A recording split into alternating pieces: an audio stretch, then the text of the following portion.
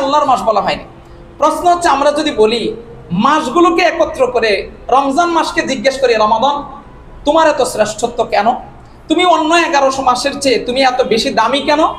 রমজান যতগুলো কারণ আমার আপনার সামনে পেশ করবে, এর মধ্যে একটা কারণ হচ্ছে রমজান এই কথা বলবে যে আমি মাসের মধ্যে অর্থাৎ রমাদানুল মুবারকে আল্লাহ কোরআন নাজিল করেছেন, এই জন্য বাকি 11 মাসের চেয়ে আমি রমজানের শ্রেষ্ঠত্ব বেড়ে গিয়েছি। আবার দেখুন, রমাদানুল মুবারকের আল্লাহ তাআলা লাইলাতুল কদরে কোরআন নাজিল করেছেন, আমরা যেটা কদরের রজনী বলি। কদরের রজনী কেমন? সূরা কদর আল্লাহ তাআলা নাজিল করেছেন, সেখানে আল্লাহ তাআলা বলছেন লাইলাতুল কদরি খায়রুম মিন আলফি শাহর, এমন একটা রজনী যে রজনীটা 1000 মাসের চেয়েও বেশি শ্রেষ্ঠ। আসুন কদরকে জিজ্ঞেস করি, ও কদরের রজনী লাইলাতুল কদর, তোমার এত শ্রেষ্ঠত্ব কেন? তোমার এত মর্যাদা কেন? লাইলাতুল কদর যতগুলো কারণ আমার আপনার সামনে পেশ করবে, এর মধ্যে অন্যতম কারণ হচ্ছে লাইলাতুল কদর বলবে এই রজনীতে আল্লাহ তাআলা যেহেতু তার গ্রন্থকে দুনিয়াতে নাজিল করেছেন, এজন্য গোটা রজনীগুলোর মধ্যে আমি লাইলাতুল কদরের শ্রেষ্ঠত্ব সবচেয়ে বেশি। তাহলে আমরা এতক্ষণ কি পেলাম?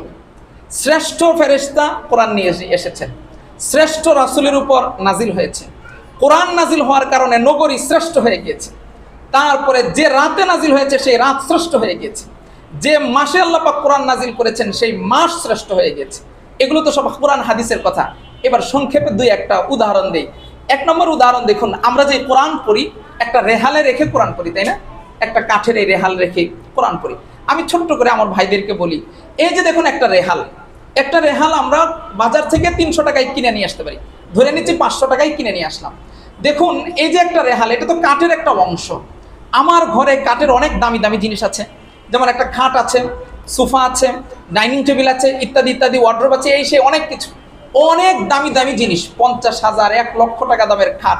এই যে খাট, প্রতিদিন আমি আপনি সেটার উপরে শুই। যে চেয়ার এত দামি সেটার উপরে বসি। আমার আপনার যত কাপড় চোপড় আছে পরিষ্কার অপরিচ্ছন্ন, সব কাপড় ওয়ার্ড্রোবে এনে রাখি, এগুলোকে কখনো কদর করি না। কিন্তু একটা রেহাল মাত্র 300 থেকে 500 টাকা একটা দাম। এই রেহালটার সাথে যখন কোরআনের একটা সম্পর্ক তৈরি হয়, যার উপর রেখে, রেহালের উপর রেখে যখন আমি কোরআন পড়া শুরু করি, তখন কিন্তু রেহালটাকে আর নিচে রাখি না, পড়া শেষ তো এটাকে সবার উপরে রেখে দিই। যদি কখনো রেহালের উপর পায়ে টাচ লাগে তো রেহালটাকে চুমু খাই। প্রশ্ন হচ্ছে, ভাই এটাও তো একটা কাঠ, এর চেয়েও দামি কাঠ তো আপনার ঘরে আছে, সেই কাঠকে তো কখনো চুমু খান নাই, কোনোদিন তো খাটকে চুমু খাইলেন না, ডাইনিং টেবিলটাকে কোনোদিন চুমু খান নাই, চেয়ারটাকে কোনোদিন চুমু খান নাই, আরো অনেক কাঠগুলো তো আপনার দোকান ঘরে ছিল, কোনোদিন তো কাউকে চুমু খান নাই। এই যে একটা কাঠ এতটুকুন দামি, 500 থেকে 300 টাকা দাম, আরো কম দামিও আছে, প্লাস্টিকের রেহাল এখন 50 টাকা পাওয়া যায়, এটাকে আপনি চুমু খাচ্ছেন কেন? এর উত্তর হচ্ছে, ওই কাষ্ঠখণ্ড বলবে যে ভাই কেন আমাকে চুমু খাচ্ছে জানো? অন্যগুলোও কাঠ, আমিও কাঠ, এবং তাদের চেয়ে আমার দাম কম, কিন্তু আমার সম্পর্ক যখন কোরআনের সাথে হয়েছে, তো পৃথিবীতে যত কাষ্ঠখণ্ড ছিল, কাঠ ছিল, সমস্ত কাঠের চেয়ে আমি রেহাল নামক কাঠের দাম বেড়ে গিয়েছে। আবার দেখুন, এই কোরআনকে ঢেকে রাখার জন্য আমরা গিলাফ বানাই, যেটাকে আমরা জুজদান বলি। এই যে জুজদান, একটা জুজদান 50 থেকে 100 টাকা দাম। এটা একদম হাতে ধরে, মানে আঙুল দিয়ে দেখিয়ে দিচ্ছে কোরআনের সাথে সম্পর্ক থাকলে মানুষের দাম কিভাবে হয়। দেখুন এই যে একটা কাপড়, আমার আপনার গায়ে যে জামাগুলো আছে, এই জামাগুলো অনেক দামি, 1000, 2000, 3000, 5000, 10,000 টাকা, 20,000, 30,000, 50,000 টাকা পর্যন্ত একটা ড্রেসের দাম। কোনোদিন আমি আমার ড্রেসকে চুমু খাই নাই, যেটা এত মহব্বত, একবার দুবার চুমু খাই নাই। যখন পরিষ্কার ময়লা হয়ে গেল, আমি সেটাকে ফেলে দিলাম, এটাকে ধুইলাম, টয়লেটে নিয়ে গেলাম, কত কিছু করলাম, কিন্তু একটা কোরআনের সাথে যে যার সম্পর্ক তৈরি হয়েছে, কোরআনের গিলাফ, দাম ছিল মাত্র 50 টাকা, দামটাও, কাপড়ের বস্তাও এত দামি নয়। এই কাপড়টা যখন কোরআনের সাথে সম্পর্ক তৈরি করেছে, এরপর যখন আমি এই কাপড়টাকে খুলি, এটাকে কিন্তু মহব্বতের সাথে দেখি, খুব সেন্সিটিভ ভাবে তাকে গুরুত্বের সাথে দুই। যদি তার কাছে যদি তার সাথে যদি একটু পা লাগে, সেই কাপড়টাকেও আমি চুমু খাই, মহব্বত করে চুমু খাই। প্রশ্ন হচ্ছে, এই কাপড়ের মহব্বত কিভাবে আমার দিলে আসলো? এই কাপড়ের কাছে জিজ্ঞেস করলে যে কাপড় তোমার তো দাম বেড়ে গেল কেন, তোমাকে মানুষ ধরে আদর করে মহব্বত করে কেন?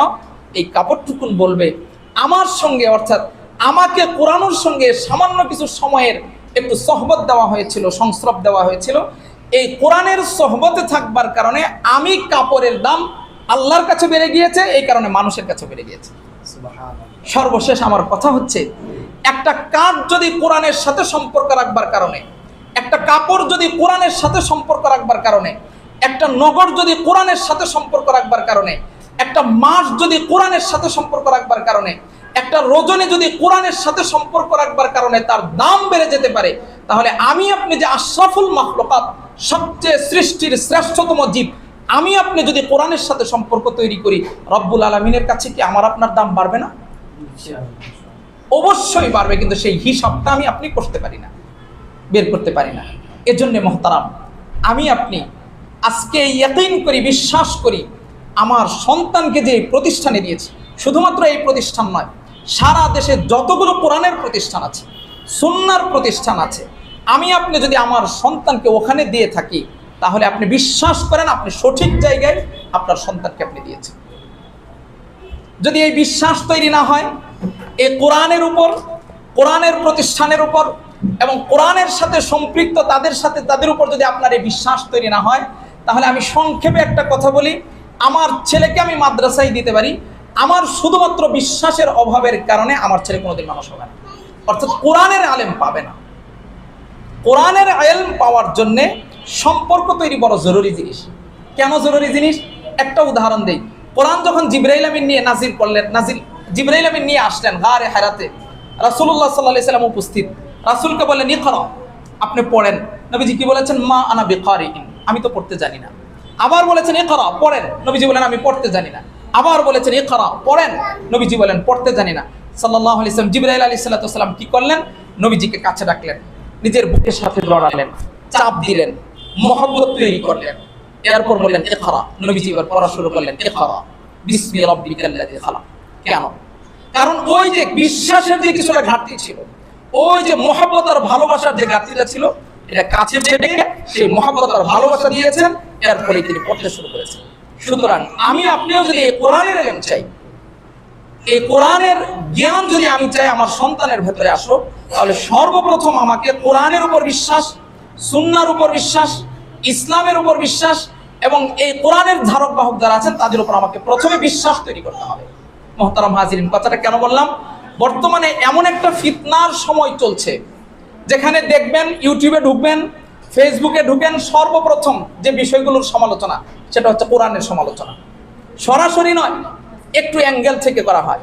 কোরআনকে সরাসরি বলে অস্বীকার করে না, করবে হচ্ছে মাদ্রাসাকে অস্বীকার করবে। আপনি দেখবেন আলেমদের সমালোচনা করছে। আমি একটু সূত্র একটা উদাহরণ দিই, ছোট্ট একটা উদাহরণ দিই। আমরাও হচ্ছে শিক্ষক, আমরা ছাত্রদেরকে কোরআন পড়াই, হাদিস পড়াই, ফিকহ পড়াই, তাফসীর পড়াই। আপনি একটু চিন্তা করেন, দেখেন আমাদের সম্পর্ক কোরআনের সাথে হবার কারণে দুনিয়ার অন্য কোনো শিক্ষকের সাথে আমাদেরকে আপনারা মিলাইতে পারবেন না। কেন?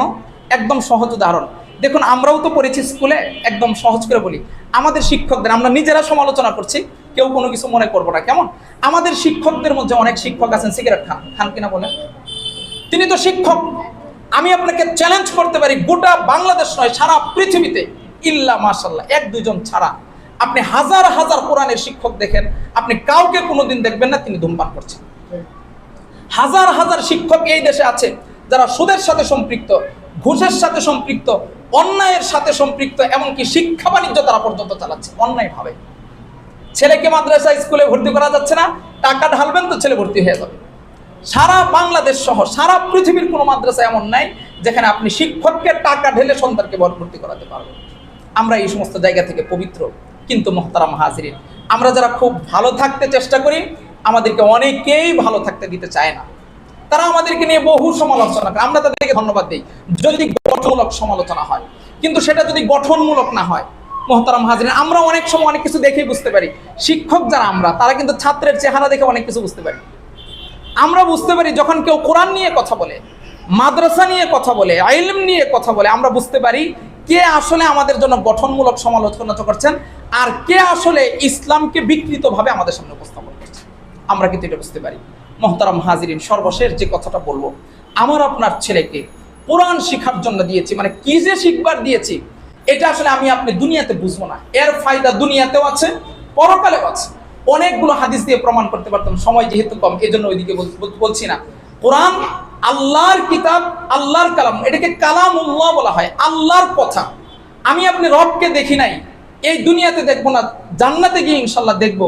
সেই রবকে দেখি নাই, কিন্তু রবের কথা আমি আপনি পড়তে পারি। এটাই হচ্ছে কোরআন। যে জিবরাইল নিয়ে এসেছেন সেটা আমি পড়ছি, যে রাসূলের উপর অবতীর্ণ হয়েছেন সেটা আমি পড়ছি। এর চেয়ে পৃথিবীতে শ্রেষ্ঠতম জিনিস আর কি হতে পারে? এজন্য মুহতারাম হাজিরিন, সবার কাছে আমার আবেদন থাকবে, এই ফিতনার সময়ে, ভয়াবহ ফিতনা যেখানে চলছে, সামান্য একটু আলেমদের একটু ত্রুটি বিচ্ছুতির জন্য অনেক বেশি সমালোচনা করা হচ্ছে। বুঝতে হবে ডাল মে কুছ কালা হয়, কথা সত্য, মতলব কিন্তু ভালো নয়। এজন্যে মুহতারাম হাজিরিন, সবাইকে অনুরোধ করব, কখনোই ফিতনার দিকে পা দিব না।